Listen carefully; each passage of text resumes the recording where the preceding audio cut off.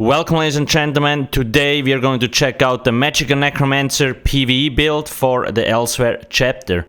I am Alcast from alcasthq.com. Please make sure to not forget to subscribe and hit that bell. In the first part of the video I'm going to showcase you the basics and how I do get these stats. In the second part we will talk about the rotation, and at the end I will also showcase the outfit. If you're looking for a written guide or a more beginner friendly solo approach, links in the description. So as you can see, I do have Shadow Mundustone. It's simply the best one at the moment, especially with our spell critical. New is that we are running Bloody Mara, so this got buffed. In Elsweyr, it gives more max stats than the blue food now, so you get 4,936 Magicka, whereas this here gives 5,297, so it's a little bit more. That's obviously also why we have so much max Magicka and health, plus Necromancer has Last Gasp, which boosts our health again.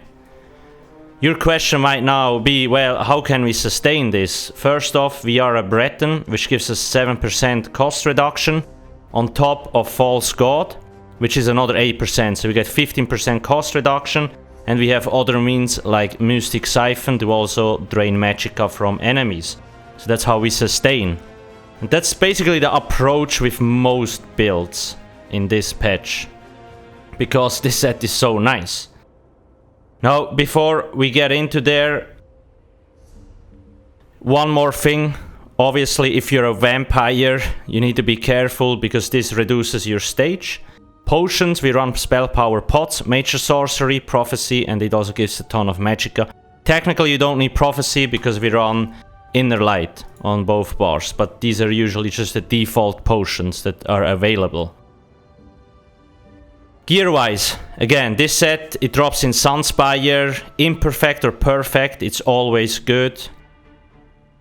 The perfect version already drops from non-hard mode boss fights, keep that in mind, so it's easier to get than other sets like Siroria.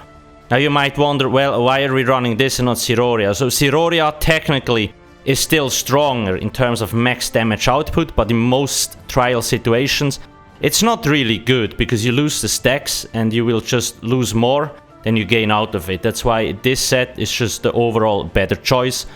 Plus you can also use it in Maelstrom because it gives 2,150 Magicka back every time an enemy dies when you kill the enemy. You also get movement speed. It's just so nice. And as you can see, it has two 5Ps, 129 spell damage and 1,096 max Magicka bonus. So it has more stats than most other sets in the game. Sun, like always, single target. If you want something more AoE focused, you could run Groftar. Mother Sorrow for a Shadow Mundustone and just overall crit. If you want a pure single target, you could also run Spell Strategist for like a boss fight. But if you want cleave damage or AoE damage, Mother Sorrow is always the set to go to. Free Bloodthirsty, all spell damage. Precise Flame Staff with Absorb Magicka, Backbar, Maelstrom Inferno, Infused Weapon Damage enchant like always. 5-1-1, so medium heavy. So you have a 5-1-1 setup for the Undaunted, so you get the extra stats. Did I forget something? No, all Divines with max Magicka, then you're good to go. Next thing, champion points. I do have 300, 600 and 810 setups on the website, and if you need a calculator, there's also a calculator, links in the description.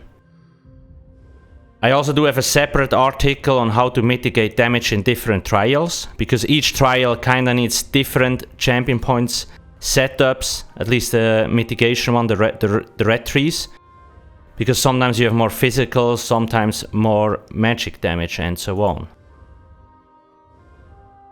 Now one thing to note here is that on the blue tree here, spell erosion, it obviously always depends in what group you are, so you might need more or less here.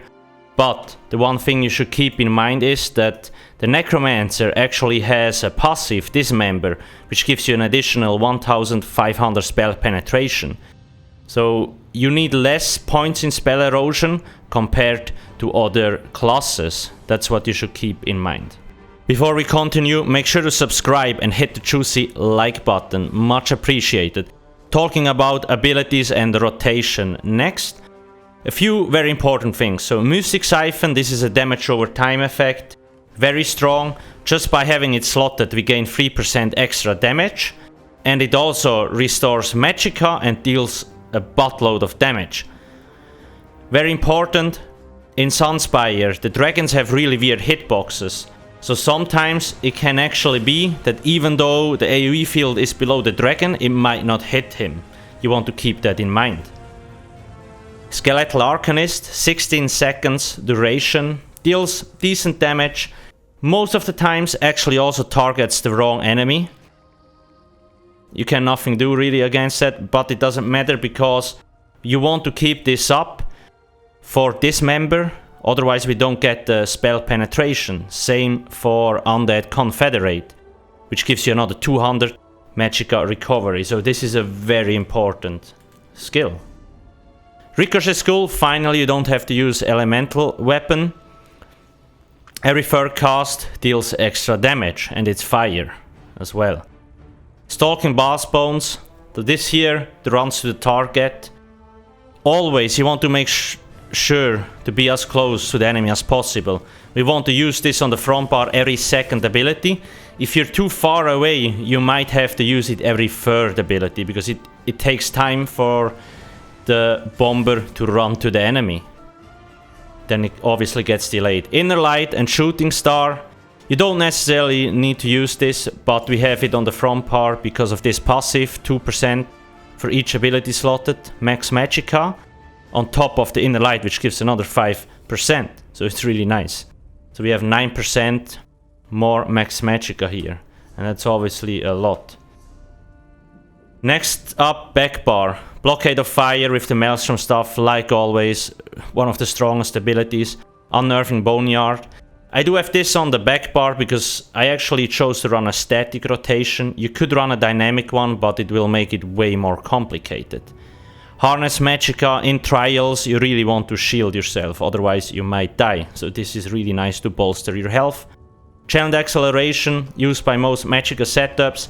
If you don't have it, or you don't want to use it, you could also run Rearming Trap. Again Inner Light, and then we have the Glacial Colossus. Major Vulnerability, it says to any enemy hit for 3 seconds, but it's actually 5.1, because the first hit applies vulnerability and the last stomp also applies vulnerability, so it's longer. It's like a 5-second vulnerability uptime, and if you stack more Necros, it actually gets way more, right? You could still use the Elemental Rage, like this here, if you want to. Would be another option. So these are the skills. Once again, you can rearrange them to your liking. It doesn't really matter how you place them. Now I will talk about the static rotation. The static rotation is really easy. You don't need any dot trackers. The only thing that can be a little bit tricky to keep up is the channeled acceleration. You need to recast this every third rota because it lasts like 36 seconds. So yeah, it's the only thing that doesn't really fit in. Like always on the back bar, you apply Blockade and the Boneyard, and then you're on the front bar. Now on the front bar, you want to use Blast Bones first. Use Blast Bones, Arcanist, Skull, Blast Bones, Siphon, Skull, Blast Bones, Weapon Swap. To demonstrate you that. Blockade, Boneyard, Weapon Swap. First thing you do is Blast Bones.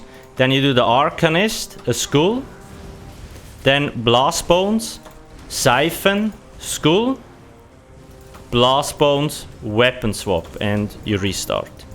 The rotation is also on the website. It's really not that difficult. And compared to a dynamic rotation, you lose about 3 to 4k. It's really not that much, but it will make your life so much easier because you can focus on other things. If you want the full target dummy parse, I will put the link in the description to Lico's YouTube channel. He reached like 90k with a full target dummy setup, but just keep in mind this here is focused on dungeons and trials. So the setup might differentiate. The outfit, it's basically all dead water, except the feet, they're from the false god motif, or like the default motif the set uses. Dolmen deep blue, sulfur pools yellow, restorative gold. The stuff is Abnur Farn's stuff. Skin is the Meridia one that you get from Depths of Malatar Conqueror.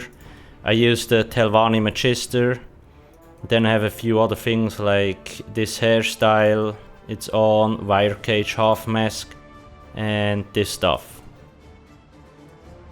If you want to get the more solo approach, then I can also recommend checking out this video right here, or if you want to know how to efficiently grind or just level up, I also do have a video for you there.